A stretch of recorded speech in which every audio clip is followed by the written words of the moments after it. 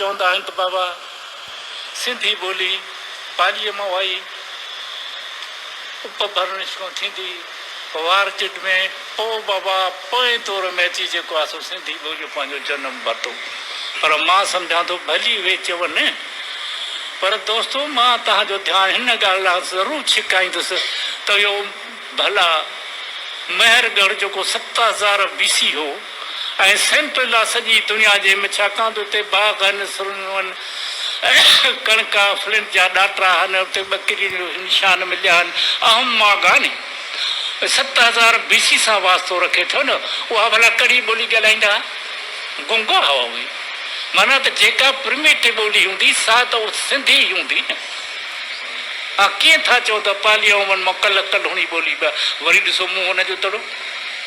धरतीअ खां मथे जेको तड़ो आहे सो 4000 BC आहे वरी सर मोटिमर व्हीलर यूनिसिको जे चवण ते ड्रिलिंग वसीले जेका असां अंदरि खोटाई कराई त उहा 59 फुट असांजी तहज़ीब हेठी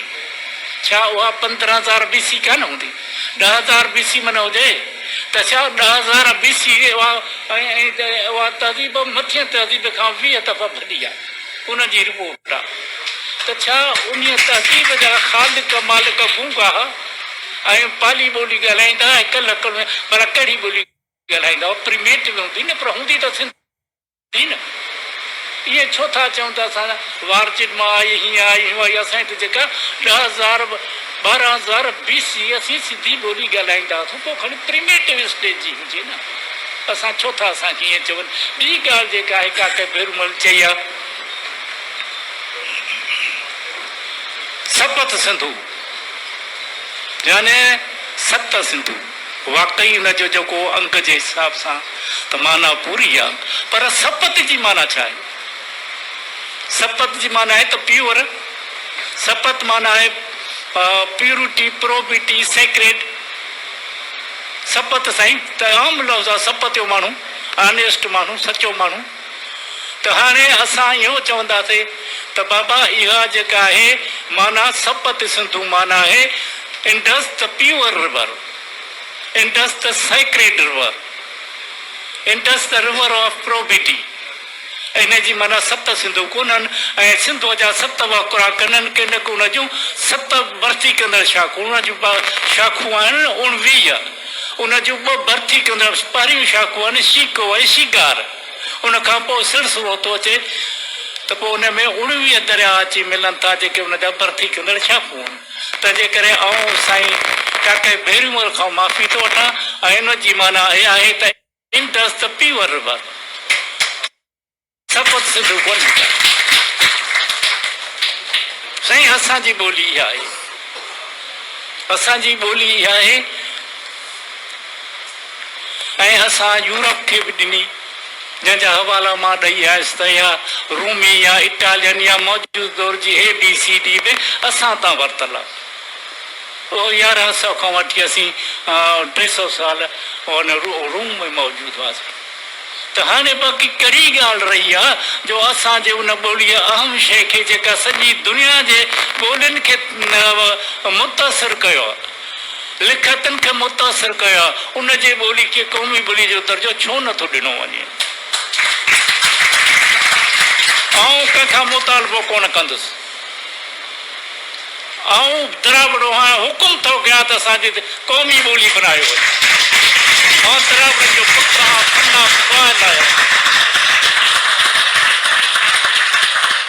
असां उहे माण्हू दुनिया जे फातिह सिकंदर खे असां जूता आहियां जंहिंजी अॻुवाणी चंद्रगुप्त मौर्य कई ऐं हवाला आहिनि Cambridge history of ancient India ऐं Radha कमूद Mukherjee empirical unity in जा हवाला आहिनि पोइ सिकंदर पिथुन जे हवाले सिंध करे भॼी हलियो वियो उहा जंग जेका आहे सा 6 साल हली असां यूनान मां आज़ादी हासिल करे वरितीसीं पोइ चंद्रगुप्त मौर्य जेको पाताल जो पाताल आहे नसरपुर खां 60-70 किलोमीटर पुराणे पेट सिंधु अचे सा अॼु मौजूदु आहे जंहिंखे पाताल सरींदा आहिनि चंद्रगुप्त मौर्य उतां जो हुकुमरान ऐं पोइ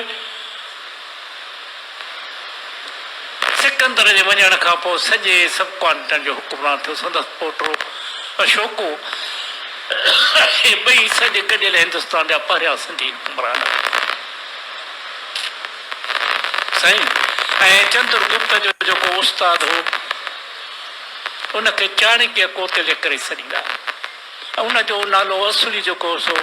विष्णुगुप्ता हो। विष्णुगुप्ता जंहिंखे टेक्सला यूनिवर्सिटी में आचार्य करे मुक़ररु कयो सो कोटड़ी कबीर जो हो। यानी हिंगोर जा ऐं हलियाण जे विच ते कोटड़ी आहे जंहिंखे हाणे कोटड़ी कबीर छॾींदा जंहिंखे उन ज़माने में दरबेले वारी कोटड़ी करे छॾियो वियो आहे। उहो उतां जो संदसि असुल नालो विष्णु गुप्ता हो। ऐं हे वॾा नाले वारा माण्हू ॿोलियुनि वारा माण्हू सभु त असां पैदा कया आहिनि। असांजे ॿोली खे छो नथो तस्लीम कयो वञे। हाणे मिसाल थो ॾियां